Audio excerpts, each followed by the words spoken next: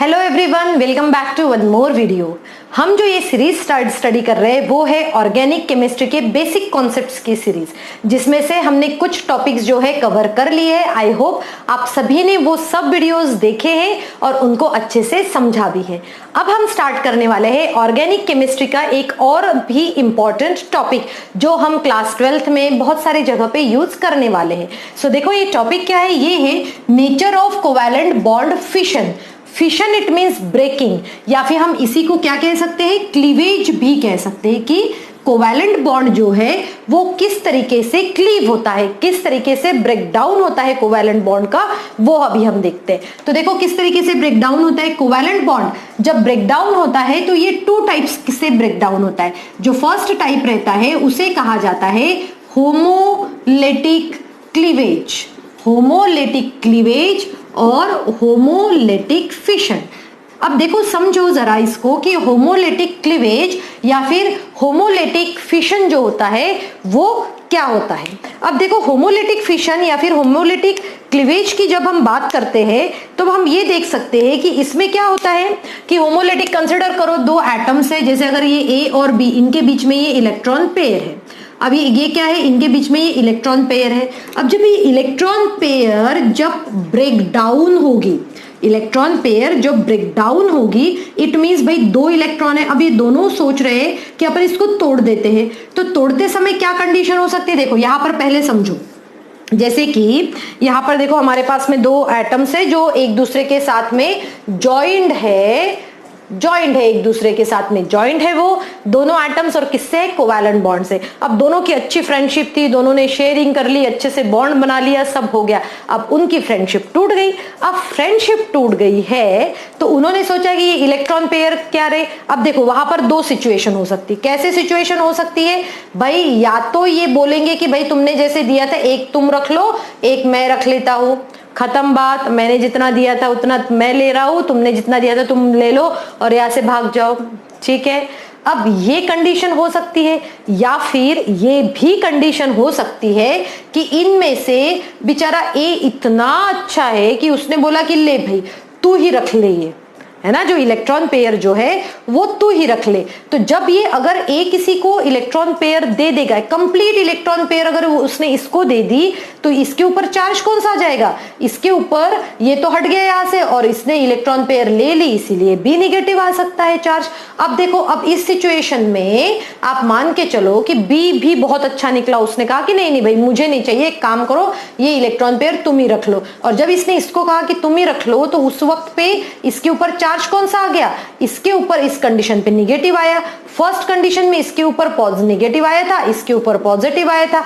Second condition में इसके ऊपर नेगेटिव आया, इसके ऊपर पॉजिटिव आया। तो ये सब सिचुएशन हो सकती है। तो इन्हीं सिचुएशन के बारे में हम यहां देखेंगे under the heading homolytic cleavage. और जो सेकंड कॉन्सेप्ट होता है उसका, इनका, उसे कहा जाता है हेटेरोलेटिक क्लीवेज। क्या कहते हैं हम इसको, हेटेरोलेटिक क्लीवेज या फिर हेटेरोलेटिक फिशन भी हम इसको कह सकते हैं। अब देखो ये जो है सिचुएशन, हमने कहा दो फ्रेंड्स है, बहुत अच्छी फ्रेंडशिप हुई, बहुत अच्छे से रहा उन्होंने, बट कुछ दिनों बाद में सोचा कि अब हमें अपनी फ्रेंडशिप तोड़ना है। तो उन्होंने ऐसे फ्रेंडशिप को तोड़ा, दोनों ने बात करी अच्छे से, दोनों ने सोचा कि भाई बहुत लड़ाई हो गई, अब दोनों की फ्रेंडशिप तोड़ दो। और जैसे ही दोनों की फ्रेंडशिप टूटी तो ये जो दो इलेक्ट्रॉन थे, एक इसने लिया और दूसरा इसने लिया, और जैसे ही इन्होंने आपस में इलेक्ट्रॉन्स ले लिए, इसीलिए एक इलेक्ट्रॉन इसके पास आया और दूसरा इलेक्ट्रॉन इसके पास गया,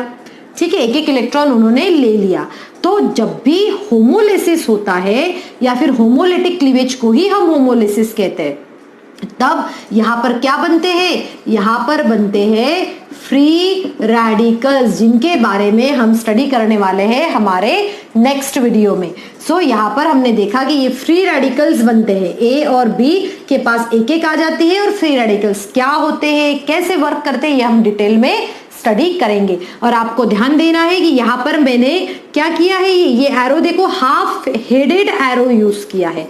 कौन सा एरो यूज किया मैंने, half headed arrow. Half headed arrow ये शो करता है कि आधा, मतलब दो में से एक इसने लिया और एक उसने लिया। Such type of cleavage, such type of fission is known as homolytic cleavage और होमोलिटिक फिशन। अब देखो हेट्रोलिटिक क्लीवेज और हेट्रोलिटिक फिशन मींस क्या होता है, हम ये ऐसा एग्जांपल ले लेते हैं। अब इसमें दो सिचुएशन हमें लेनी पड़ेगी। देखो अब ये दो सिचुएशन है हमारे पास में, एक ये हो सकती है, अब हमने यहाँ पर हमें एक दूसरी सिचुएशन ले सकती है। अब देखो तब तो हमने फ्रेंडशिप में हमने कह दिया था कि भाई कभी अगर ए भी अच्छा हो सकता है, बी भी अच्छा हो सकता है। अब हम इस सिचुएशन में क्या कह रहे हैं, अगर हमारी ये फर्स्ट सिचुएशन है, इस फर्स्ट सिचुएशन में हमने ये कहा कि A is more electronegative, A is more electronegative than B। अगर ये B से ज्यादा इलेक्ट्रोनेगेटिव है तो ये लड़ाई करेगा, ये बोलेगा कि भाई इलेक्ट्रॉन पेयर मुझे दो, मैं रखूंगा। और उस कंडीशन में ये क्या करेगा, इलेक्ट्रॉन पेयर को अपने पास ले लेगा और खुद कन्वर्ट हो जाएगा निगेटिव में, और B किस में रहेगा, पॉजिटिव में रहेगा, क्योंकि उसने इलेक्ट्रॉन पेयर उठा के उसको दे दी। अब सेकेंड सिचुएशन में क्या हो सकता है, in second situation if B is more electronegative, अगर B ज्यादा इलेक्ट्रोनेगेटिव हुआ तो B क्या करेगा, इलेक्ट्रोनेगेटिव देन A, तो ये B क्या कहेगा कि ये इलेक्ट्रॉन पेयर मुझे दो। और इस सिचुएशन में यहाँ पर A पॉजिटिव बनेगा और यहाँ पर ये इलेक्ट्रॉन पेयर किसके पास में जाएगी, B के पास में जाएगी।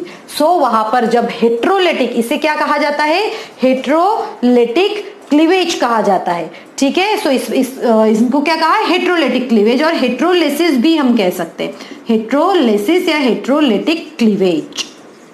सो स्टूडेंट ऐसे इसमें आप देख सकते हो कि यहाँ पर हेट्रोलिटिक और होमोलिटिक क्लीवेज को हम इस तरीके से स्टडी करते। तो चलो अभी हम एक और कॉन्सेप्ट स्टडी करते हैं जो कि हमें काफी बार हम यूज करने वाले हैं जब भी ऑर्गेनिक केमिस्ट्री हम पढ़ेंगे। अभी हम स्टार्ट करने वाले हैं टाइप्स ऑफ अटैकिंग रिएजेंट। अगर आपको याद है तो इलेक्ट्रोमेरिक इफेक्ट में हमने ये स्टडी किया था कि जब भी कोई अटैकिंग रिएजेंट आ रहा है उस वक्त पे वो डबल बॉन्ड क्या करता है, अपने आप को शिफ्ट करता है। ठीक है, तो हम देख सकते हैं कि जब भी कोई ऑर्गेनिक रिएक्शन हो रही है तो कितने टाइप्स के अटैकिंग रिएजेंट हो सकते हैं। तो यहाँ पर हम स्पेसिफिकली स्टडी करेंगे टू टाइप्स के अटैकिंग रिएजेंट। कौन कौन से है वो, फर्स्ट जो अटैकिंग रिएजेंट है वो है इलेक्ट्रोफाइल्स, और सेकंड हम स्टडी करेंगे न्यूक्लियोफाइल्स। सो सबसे पहले अभी हम देख लेते हैं कि इलेक्ट्रोफाइल्स मींस क्या। जब आप इस वर्ड को ऐसे ब्रेक डाउन करोगे तो ये क्या होगा, electrophiles it means electron, files it means loving, जो इलेक्ट्रॉन को लविंग होगा। इलेक्ट्रॉन कौन से होते हैं, निगेटिवली चार्ज हो गए, सो डेफिनेटली ये कौन से होते हैं, पॉजिटिवली चार्ज्ड। ये कैसे रहते हैं, पॉजिटिवली चार्ज। तो अगर मुझे इनकी डेफिनेशन लिखनी है इलेक्ट्रोफाइल्स की तो मैं ये कहूंगी species those are positively charge, the species those are positively charged or neutral are considered as electrophiles. उनको हम क्या कह सकते हैं, इलेक्ट्रोफाइल्स कह सकते हैं।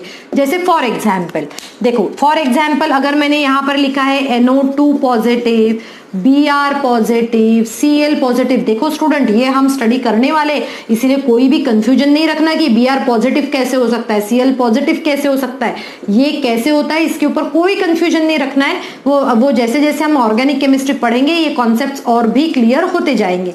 सो इलेक्ट्रोफाइल्स में हमने क्या कहा, पॉजिटिवली चार्ज, या फिर हम कह सकते हैं जैसे AlCl3 हुआ, BF3 हुआ, इनको भी हम इलेक्ट्रोफाइल्स कहते हैं। इनको इलेक्ट्रोफाइल्स इसीलिए कहते हैं क्योंकि इनके ऑक्टेट में पूरे इलेक्ट्रॉन्स नहीं होते और ये सभी क्या होते हैं, इलेक्ट्रॉन डेफिशिएंट होते हैं, और इसीलिए इनको इलेक्ट्रोफाइल जो है कहा जा सकता है। इलेक्ट्रोफाइल इसीलिए कहते हैं क्योंकि उनके पास इलेक्ट्रॉन कम है, तो वो हमेशा क्या करेंगे, इलेक्ट्रॉन कम होने की वजह से वो इलेक्ट्रॉन्स की तरफ अट्रैक्ट तो होंगे ही होंगे। तो ऐसी स्पीशीज जो क्या है, न्यूट्रल इन नेचर है या फिर हम कहेंगे पॉजिटिवली चार्ज्ड है, ऐसे सभी स्पीशीज को हम कहते हैं इलेक्ट्रोफाइल्स। अब हम आते हैं हमारे कुछ और एग्जाम्पल्स की तरफ, न्यूक्लियोफाइल्स की तरफ। अब न्यूक्लियोफाइल्स मीन्स क्या होता है, जैसे अब देखो यहाँ पर ही समझ में आ जाएगा, nucleo it means nucleus, philes it means loving, so जो न्यूक्लियस लविंग है, न्यूक्लियस खुद कैसा होता है, पॉजिटिवली चार्ज होता है,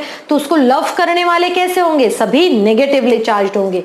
और इसीलिए हम कहेंगे कि न्यूक्लियोफाइल्स अपने आप में कैसे होते हैं, ये नेगेटिवली चार्ज्ड होते हैं। अपने आप में कैसे होते हैं, ये नेगेटिवली चार्ज्ड होते हैं। सो स्टूडेंट, हम यहां पर इसकी डेफिनेशन लिख लेते हैं कि क्या हो सकती है definition. Nucleophiles are those species और the species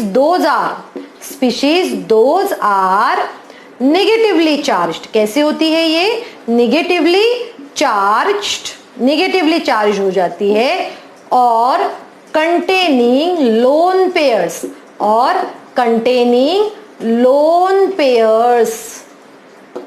are considered as nucleophile. उसको हम न्यूक्लियोफाइल कह सकते हैं, न्यूक्लियोफाइल्स कह सकते हैं हम इसको।